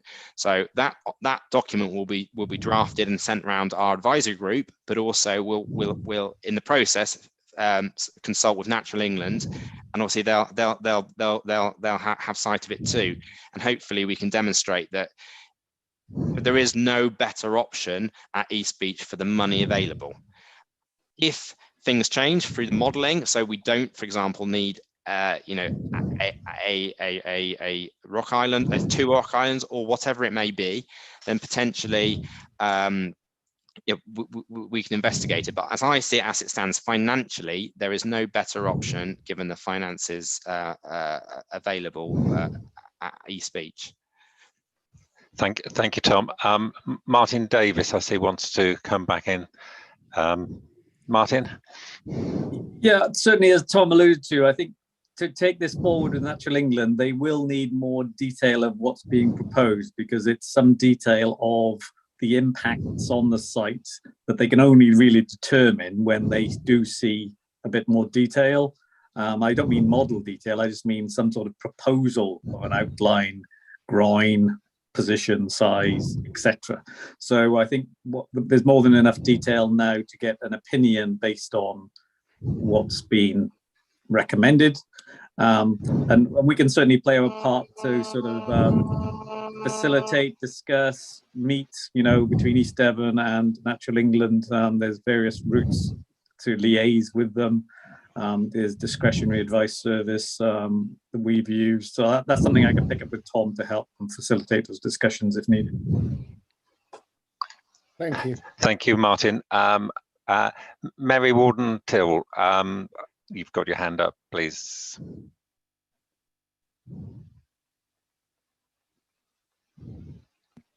Marianne was.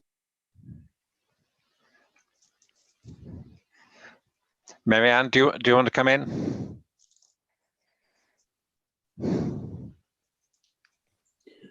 I was just going to talk about supporting John's recommendation, but if you want to take comments from Mary first, then please go ahead. Back to you, Mary. I was going to ask if Sam can give us any information about what he feels about versus islands on East Beach.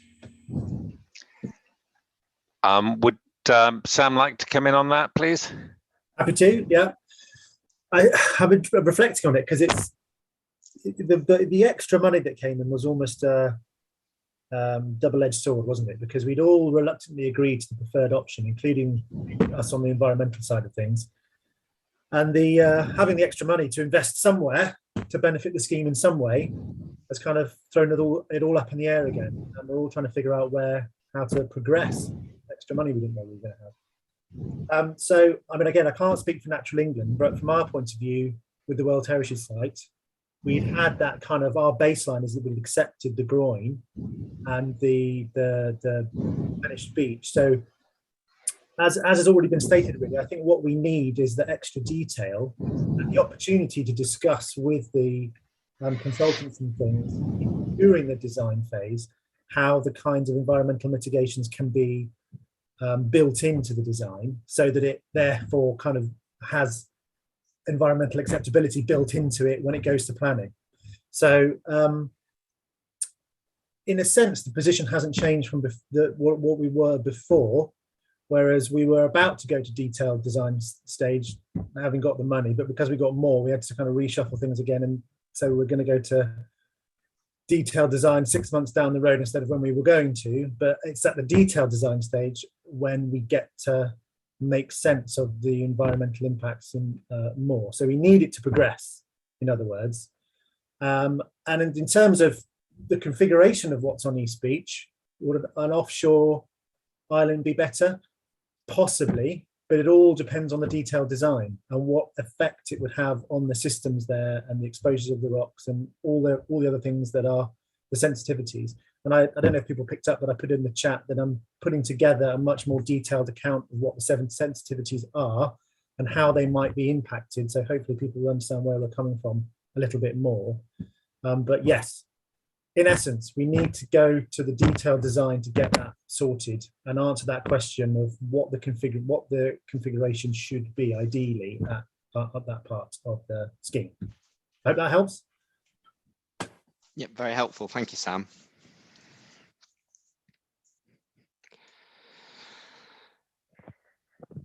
Okay, Chair, I think we're at a point now, if you're still with us, Chair, that although we've talked about options A, B and C that's listed on the agenda, we have got a firm proposal from Councillor John Louden that was seconded by Denise Bickley. I don't see that that's fundamentally changed since the conversation has continued.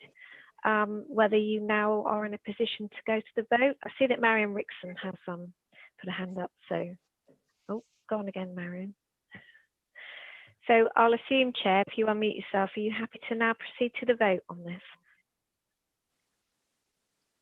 Yeah, I'm happy to go to the vote. I think Marianne was going to second, but as Denise has already proposed, that'd be fine. So we're clear. We're proposing hybrid B as a proposal.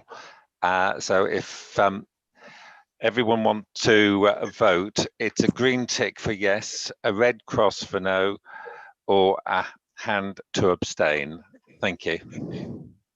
Okay, so for the benefit of those watching online, the vote is now taking place. I'll just give it a few moments as those votes come in.